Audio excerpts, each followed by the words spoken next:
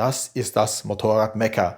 Auf keinen Fall will ich dort sein ohne Motorrad. Punkt. Da bist du auch auf jeden Fall wirklich am Arsch.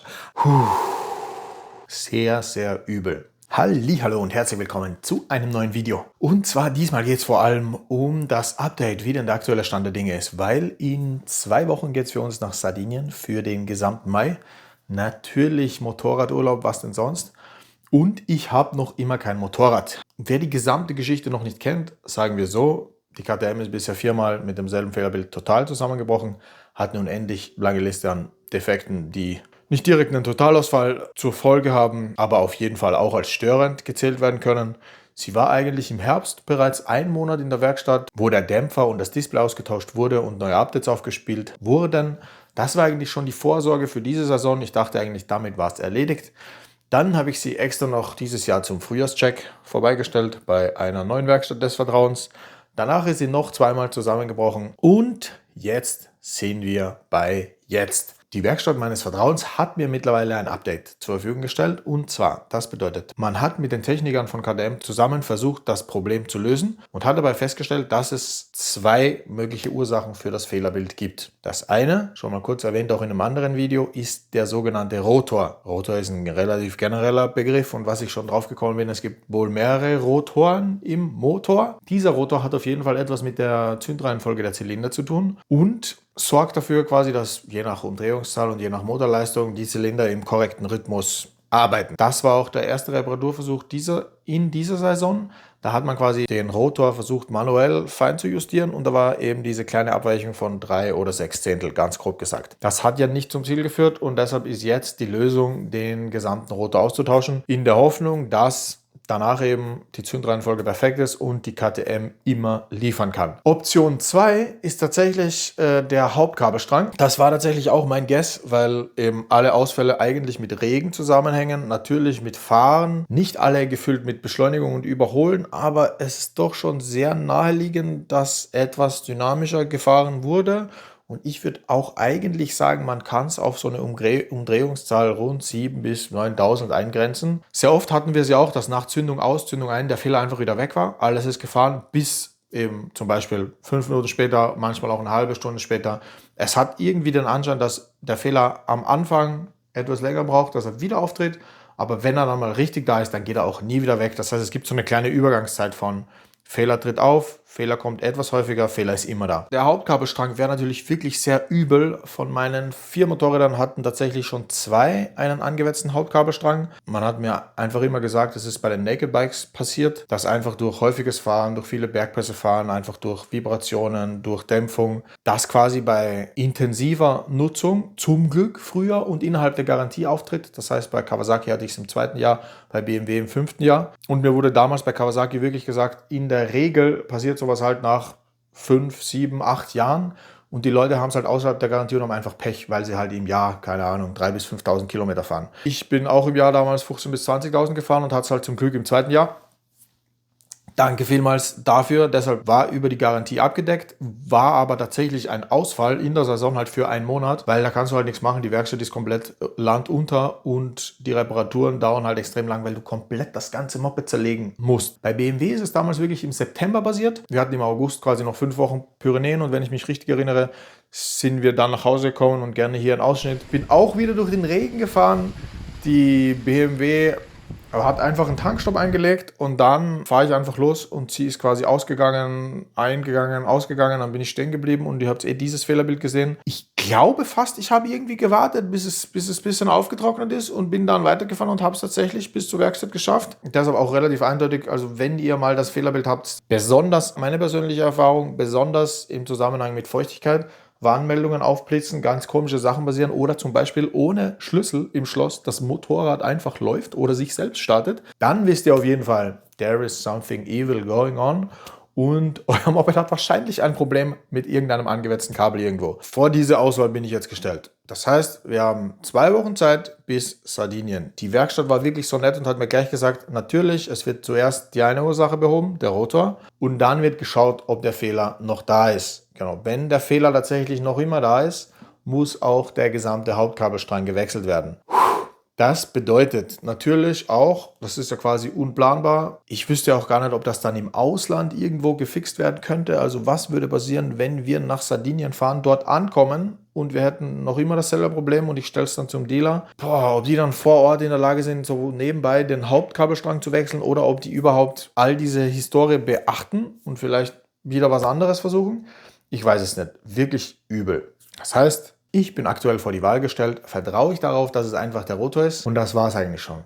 Das heißt, ich müsste einfach all mein Vertrauen und all meine Überlegungen in die Marke KTM und vor allem in meine Super Adventure 1290S aufbringen, um dann, und da ist wirklich die Frage, wie oft im Leben machst du denn einen Monat komplett geilen Sardinien Motorradurlaub?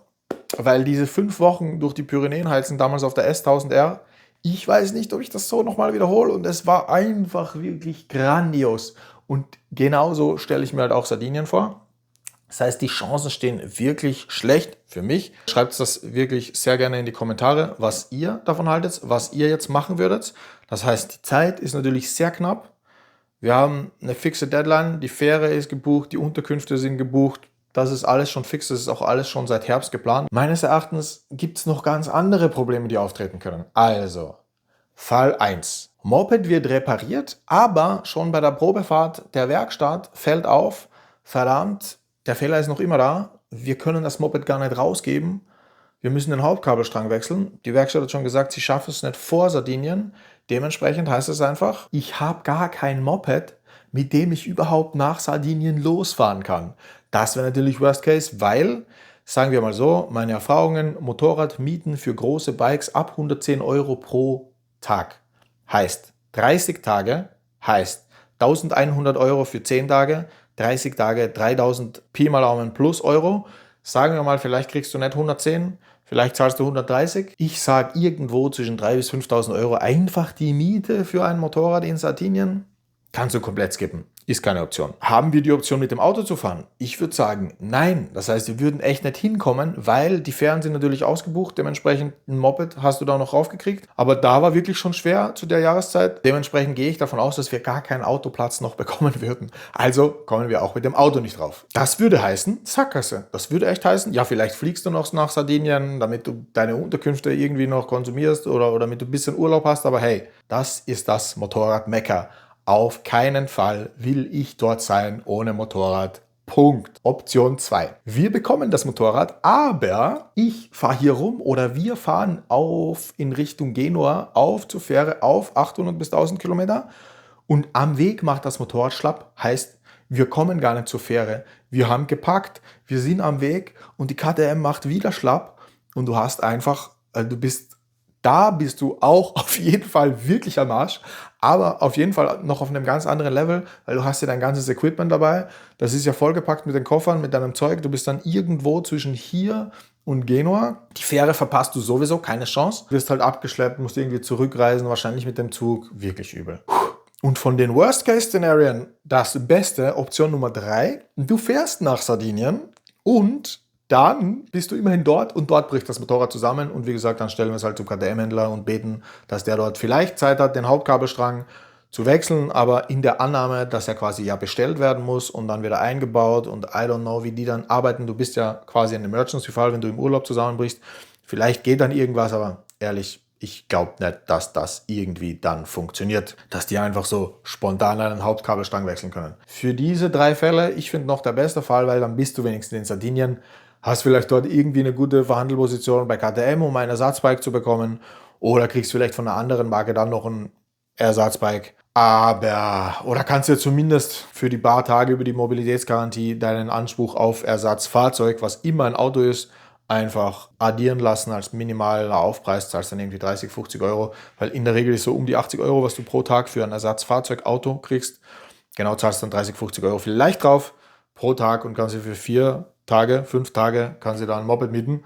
Aber ja, ist ja auch beschissen. Ja, Option 4 natürlich, alles ist perfekt, der Rotor ist gewechselt, ich kann mit der KTM schallern, wie es immer geplant war und ist und wie sie von Tag 1 hätte abliefern sollen. Sehr, sehr übel. Ein weiterer Punkt ist tatsächlich, die Werkstatt hat sich sehr bedankt, weil ich habe ja das Glück, dass ich all diese Vorfälle auf Video habe und habe der Werkstatt quasi zur Verfügung gestellt, wann dieser Fehler auftritt und quasi auch in welchem Lastbereich, damit Sie das sehen. Ihr habt es ja auch gesehen teilweise. Und man hat mir gesagt, es war quasi sehr hilfreich zu sehen, wie das Motorrad da bewegt wird, damit man quasi auch den Fehler da besser eingrenzen kann und weiß quasi, in welchen Bereichen das so passiert. Ist quasi auch ein Glück, dass ich das habe, weil ich denke mir halt, wenn das jemandem passiert, der das nicht hat, wo ich sagen würde, das sind 99% der anderen Motorradfahrer, dann bist du ja wirklich auch vor ein ganz anderes Problem gestellt. Ich würde sagen, die Nerven liegen ein wenig blank. Es wird an Alternativen gearbeitet. Es wird mit der Werkstatt gesprochen, was es da für mögliche Alternativen gibt.